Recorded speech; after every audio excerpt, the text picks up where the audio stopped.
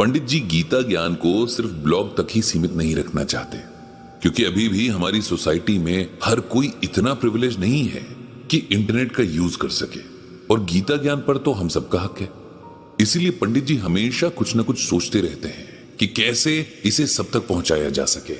कुछ दिन पहले किसी ने बुक पब्लिश करवाने का आइडिया दिया, लेकिन यहां भी वही बात है कि अभी भी बहुत सारे लोग हैं जो पढ़ लिख नहीं सकते। उनका क्या?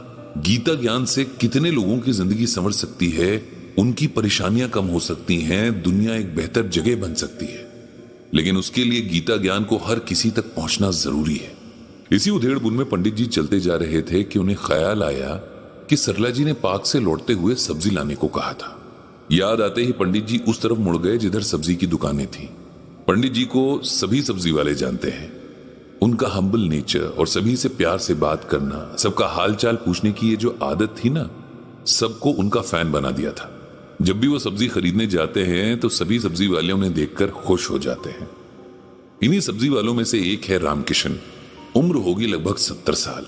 लगभग इसलिए क्योंकि रामकिशन को ना तो किसी ने उनके पैदा होने का साल बताया, न उनके पास उनकी शुरुआत की जिंदगी का कोई सर्टिफिकेट ही है जिसमें उनकी डेट ऑफ बर्थ मेंशन्ड हो।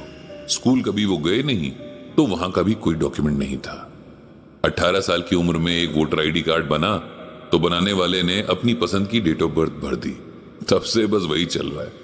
एक बेहद गरीब घर में पैदा हुए बच्चे की लाइफ जितनी टफ हो सकती है, उतनी ही टफ लाइफ थी रामकिशन जी की। बचपन की जो उम्र खेलने और पढ़ने के लिए तय है, उस उम्र में उन्होंने अपने पेट के लिए रोटी जुगाड़ने के तरीके सीखे। जिस उम्र में बच्चे आने वाली जिंदगी के लिए सपने सजाते हैं, उन्हें पूरा करने के रास्ते तलाशते हैं, उस उम्र में उन्होंने जिंदगी की कड़वी सच्चाइयों से नजरें मिलाना सीखा। पता ही नहीं चला कि कब बचपन छलांग मारकर जवानी तक पहुंचा और कब जवानी हाथ से फिसलकर बुढ़ापे तक जा पहुंची। शायद जिंदगी की इन्हीं मुश्किलों ने उन्हें वो सिखा दिया जिसे सीखने के बाद इंसान हर दुख और परेशानी से ऊपर उठ जाता है। रामकिशन जी को लगता है कि उनकी जिंदगी बेकार कटी, लेकिन पंडित जी को लगता है कि रामकिशन जी ने जो जिया असल में उसी को जीना कहते हैं। बाकी सब तो वक्त काटने वाली बातें हैं। आखिर ऐसा क्या किया था रामकिशन जी ने जो पंडित जी को उनके बारे में ऐसा लगता था? पंडित जी और रामकिशन जी की उम्र में शायद कुछ ही सालों का फर्क होगा। ये फर्क सालों के ज्यादा होने या कम होने का भी हो सकता है।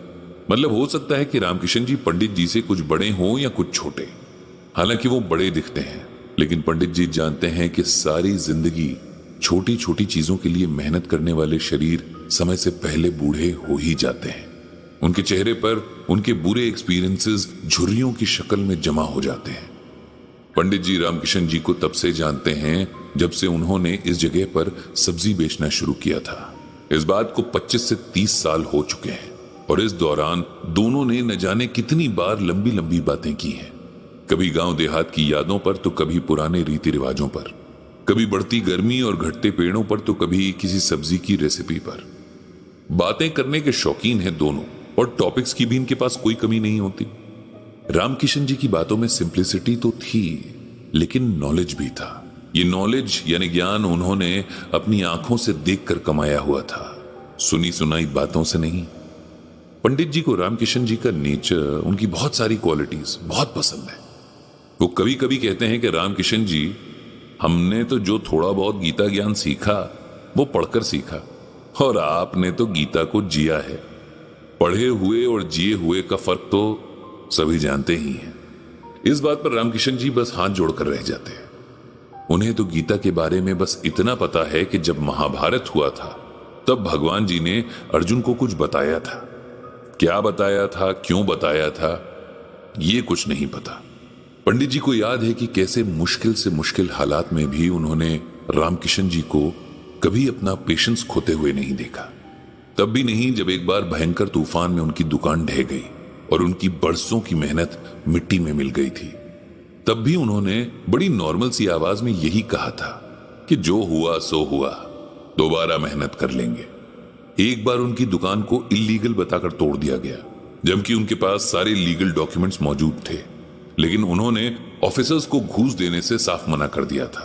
पंडित जी को याद है कि उनके घर आए थे रामकिशन जी किसी वकील का पता पूछने, और बड़े कॉन्फिडेंस से कहा था कि अपने हक की लड़ाई तब तक लड़ेंगे जब तक शरीर में जान है। सालों लंबी चली वो कानूनी लड़ाई और इस दौरान उन्होंने क्या कुछ नहीं झेला। लोग मजाक बनाते, ऑफिसर्स डराते धमकाते, लेकिन वो कभी एक कदम भी नहीं डिगे और आखिर में जीत गए।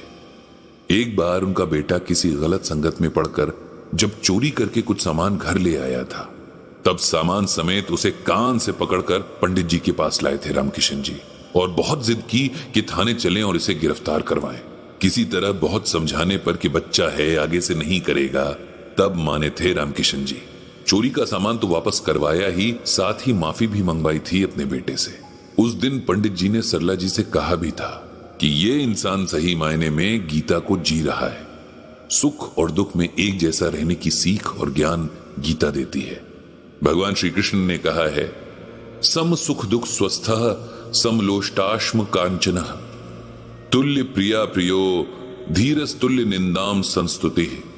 इसका अर्थ है कि जो मनुष्य सुख और दुख में एक जैसा रहता है और अपने स्वरूप में रहता है, जो मिट्टी के ढेले, पत्थर और सोने में समान रहता है, मतलब जैसी भी सिचुएशन हो सब में एक जैसा रहता है, जो प्रिय अप्रिय में और अपनी बुराई और तारीफ में एक जैसा रहता है, जो मान और अपमान में तथा मित्र और शत्रु के पक्ष में एक जैसा रहता है, ऐसा मनुष्य गुणातीत कहा जाता है। इसका सिंपल वर्ड्स में मतलब यह है कि जो इंसान सुख दुख में एक जैसा रहता है, न सुख मिलने पर बहुत ज्यादा खुश होता है, न दुख मिलने पर बहुत घबराता है। आप उसकी तारीफ करिए तब भी उसे बहुत खुशी नहीं होती, और बुराई करिए तब भी वो आपको अपना दुश्मन नहीं मानता। दोस्त और दुश्मन के साथ एक जैसा, मतलब न्याय के साथ बिहेव करता है। ऐसे इंसान को सही मायने में योगी कहते हैं। पंडित जी को आज भी याद है जब रामकिशन जी की पत्नी को कैंसर हो गया था, कैसे उन्होंने अपनी सारी जमा पूंजी उनके इलाज पर लगा दी थी।